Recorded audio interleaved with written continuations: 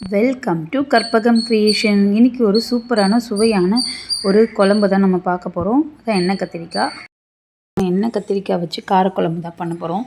அதுக்கு நம்ம இந்த மாதிரி நல்லா ஒரு 6 கத்திரிக்காவை இந்த மாதிரி வகுத்து எடுத்துக்கோங்க.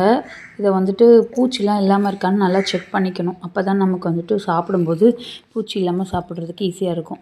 நல்லா அதுக்காக தான் நான் இத்தனை கீரல் போட்டிருக்கேன். இல்லைன்னா 4 கீரல் தான் போடுவாங்க. பூச்சி இருக்குதான்னு செக் பண்ணுறது தான் இத்தனை கீரல். இதோட வந்துட்டு வெங்காயம், தக்காளி, பூண்டு இது எல்லாமே நம்ம வந்துட்டு ரெடி பண்ணி எடுத்துக்கலாம். இந்த எண்ணெய் கத்திரிக்காய்க்கு வந்து எப்போவுமே நல்லெண்ணெயில் செஞ்சால் தான் டேஸ்ட் அல்டிமேட்டாக இருக்கும். நல்லெண்ணெய் ஆட் பண்ணிக்கோங்க.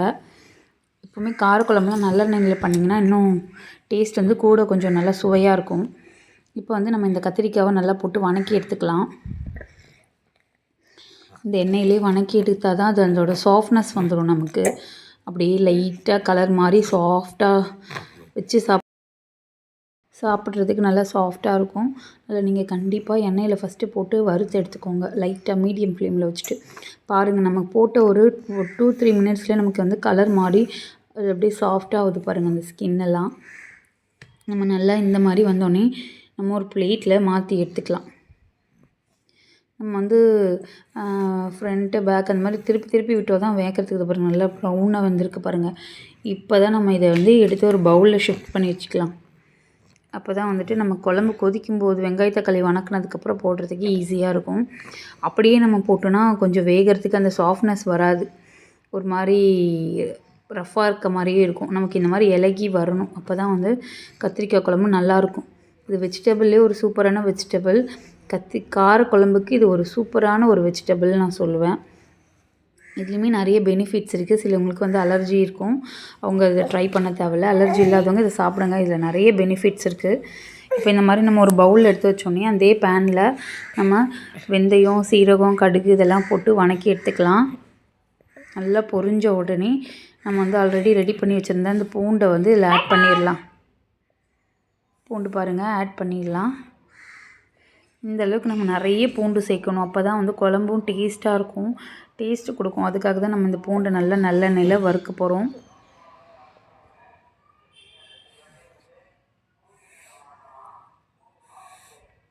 பூண்டு வணங்கிருச்சு. இப்போ நம்ம வெங்காய தக்காளி ஆட் பண்ணிக்கலாம்.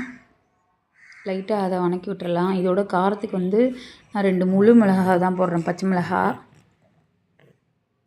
கீனிலாம் போட தேவையில்ல, அப்படியே முழுசாகவே போடுங்க. அதோட சாறு இறங்கும். கொஞ்சம் கருவேப்பிலை போட்டுக்கலாம். இப்போ நம்ம இதை வணக்கி விடலாம். நமக்கு அந்த தக்காளி நல்லா குழஞ்சி வணங்கி வரணும். இந்த டைமில் நான் வந்து வாசனைக்கு பெருங்காய பொடி, மஞ்சள் பொடிலாம் ஆட் பண்ணிக்கிறேன்.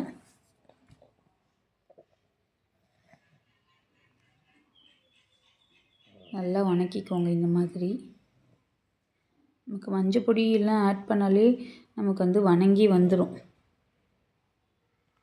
இப்போ நான் வந்து கல்லுப்பு ஆட் பண்ணிக்கிறேன். எப்போவுமே குழம்புக்கெலாம் கல்லுப்பு ஆட் பண்ணி பாருங்கள். அதோட சுவையும் தனியாக இருக்கும். நான் சொன்ன இன்க்ரீடியன்ஸ்லாம் வச்சு செஞ்சு பாருங்கள். டேஸ்ட் அல்டிமேட்டாக இருக்கும்.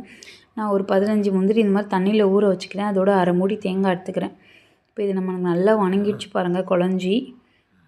இந்த டைமில் நம்ம ஆல்ரெடி பொரிச்சு வச்சுருக்கோம் இல்லைங்களா கத்திரிக்காய், அதை எடுத்து நம்ம ஆட் பண்ணிக்கலாம்.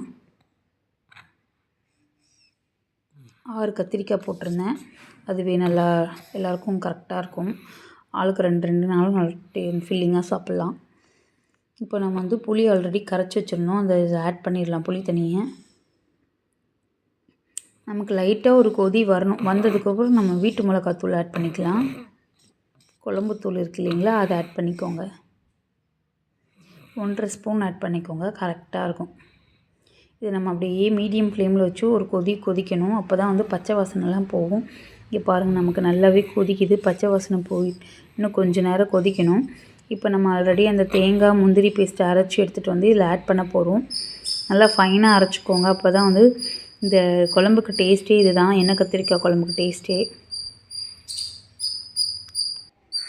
நல்லா கொதித்து எண்ணெய் பிரிஞ்சு வருது பாருங்கள். இந்த டைமில் நம்ம ஸ்டவ் ஆஃப் பண்ணிடலாம். அவ்வளோதான். நம்ம அப்படியே ஒரு 10 மினிட்ஸ் விட்டோன்னா சர்வ் பண்ணுறதுக்கு ஈஸியாக இருக்கும். முழு கத்திரிக்காவை வச்சு குழம்போடு வச்சு சாப்பிட்டு பாருங்கள். உண்மையாகவே டேஸ்ட்டு அல்டிமேட்டாக இருந்தது. சுட சாதத்துக்கு இந்த மழை காலத்துக்கும் வேறு லெவலில் சாப்பாடாக இருந்துச்சு. இதுக்கு பொரியல் வந்துட்டு நம்ம பீர்க்கங்காய் இல்லைன்னா கோஸு இந்த மாதிரி வச்சு சாப்பிட்டிங்கன்னா இன்னும் டேஸ்ட்டாக இருக்கும். நீர்க்காய் வச்சு சாப்பிடணும் எப்போவுமே காரக்குழம்புக்கெல்லாம். சௌ சொரக்காய் அந்த மாதிரி நல்லா அந்த நீர்க்காய் வச்சு சாப்பிட்டோன்னா உண்மையாகவே டேஸ்ட் அல்டிமேட்டாக இருக்கும். நீங்களும் வீட்டில் இந்த மாதிரி கத்திரிக்காய் இருந்தால் செஞ்சு கொடுத்து பாருங்கள், எல்லாத்துக்கும் ரொம்ப பிடிக்கும்.